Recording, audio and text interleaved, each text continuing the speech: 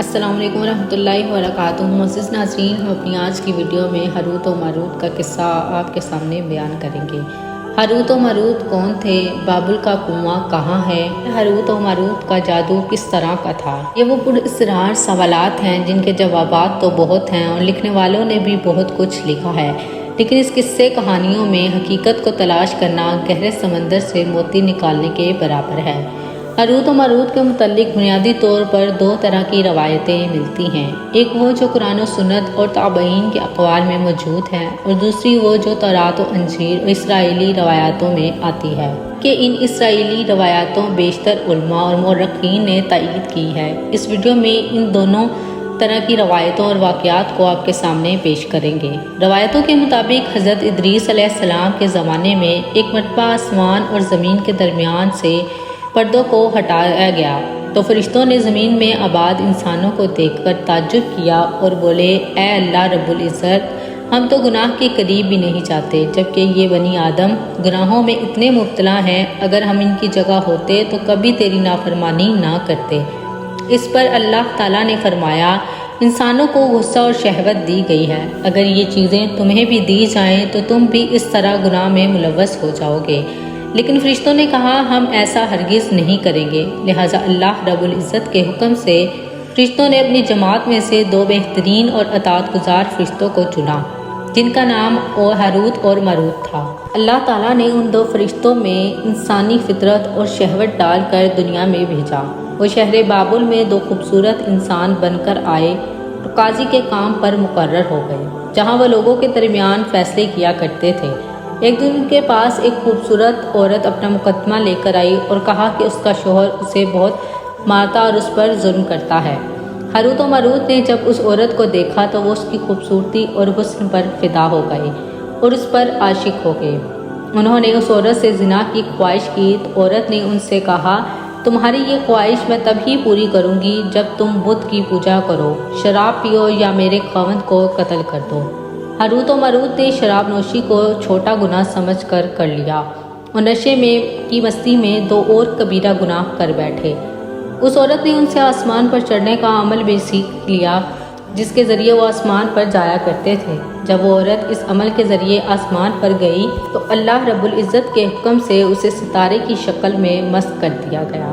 چونکہ اس عورت کا نام زورا تھا، اس لیے وہ سیارہ زورا کہلایا، جسے آج وینس کہتے ہیں۔ اس گناہ کی وجہ سے ہاروت و ماروت خود وہ اسم اعظم بھول گئے جسے پڑھ کر وہ آسمان پر جاتے تھے، اور بطور سزا انہیں بابل کے ایک کنویں میں الٹا لٹکا دیا گیا، جہاں وہ تا قیامت یوں ہی قید رہیں گے۔ یہ ایک اسرائیلی روایت ہے جسے امام ابن کثیر اور فخر الدین رازی جیسے مفسرین افسانہ اور من گھڑت کہانی قرار دے کر سختی سے رد کرتے ہیں۔ وہیں پر امام سویتی جیسے علماء اس روایات کو مسند مانتے ہیں۔ ہاروت و ماروت اور چاہے بابل کے سلسلے میں ایک اور روایت کثرت سے بیان کی جاتی ہے، جس کے مطابق ایک زمانہ ایسا تھا جب شہر بابل روئے زمین پر تہذیب و تمدن کا مرکز تھا۔ یہاں کے لوگ باطل خدا کی پوجا کرتے تھے، یہ لوگ اپنی قسمت ان سے وابستہ سمجھتے تھے، اس لیے علم نجوم اور علم فلکیات میں بڑے ماہر تھے۔ ان کے بت قدوں میں ستاروں کی پوجا کی جاتی تھی۔ یہ لوگ جادو ٹونا سفلی کو بہت اہمیت دیتے تھے اور اس علم کے ذریعے معاشرے میں خوب فساد پھیلاتے تھے۔ یہ لوگ طلسم جادو ٹونے میں بہت آگے بڑھ گئے۔ ان میں بڑے بڑے جادوگر موجود تھے۔ ان کی تاریخی کتابوں میں جگہ جگہ جادو اور ٹونے سے ہی نظر آتے ہیں۔ ان کا جادو دور دور تک مشہور تھا۔ مختصر یہ کہ اس شہر کا باشندہ ہونا ہی جادوگر ہونے کی علامت تھا۔ جب حضرت سلیمان علیہ السلام کی حکومت آئی تو آپ علیہ السلام نے ان لوگوں کو اس شرط یا عمل سے روکا اور ان کی سحر و جادو کی کتابوں کو ایک جگہ جمع کر کے اپنی عظیم کرسی کے نیچے دفن کر دیا، تاکہ اس فتنہ انگیز علم کا جڑ سے خاتمہ ہو جائے۔ جب حضرت سلیمان علیہ السلام کی وفات ہوئی تو شیطان نے ان کتابوں کو دوبارہ کھود کر نکالا اور لوگوں سے کہا کہ سلیمان علیہ السلام پیغمبر نہیں تھا بلکہ ان کتابوں کے ذریعے حکومت کیا کرتا تھا۔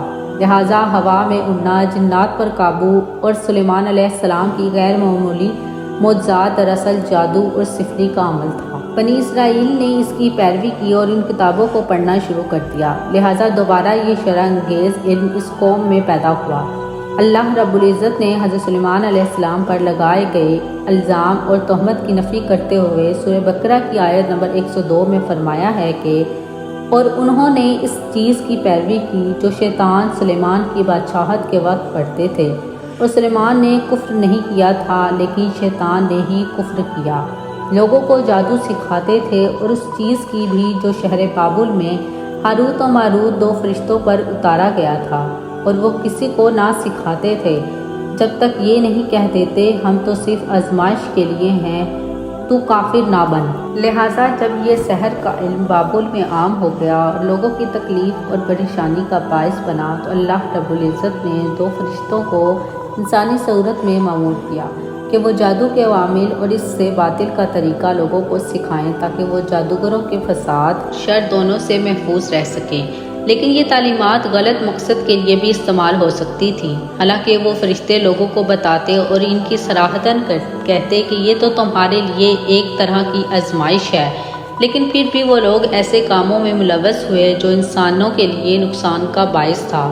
بعض عربی داستانوں میں اس کنویں کا ذکر بھی ملتا ہے جہاں کئی لوگ پہنچے اور ہاروت و ماروت سے ملاقات کر کے جادو کا علم بھی سیکھا، جبکہ بعض مورخین کا کہنا ہے کہ عراق کے شہر حلا کے قریب ایک کھنڈر میں موجود قدیم کنواں ہے جہاں سے بابل کی سرحد شروع ہوتی تھی۔ یہ اس کنویں کو ہی چاہے کہ بابل قرار دیتے ہیں۔ بہرحال اس واقعے سے ہمیں یہ سبق ملتا ہے کہ سفلی اور جادو ایک شرکی عمل ہے، مگر یہ کہ اس کا استعمال فساد اور شر پسندی کے خاتمے کے لیے بھی کیا جا سکتا ہے۔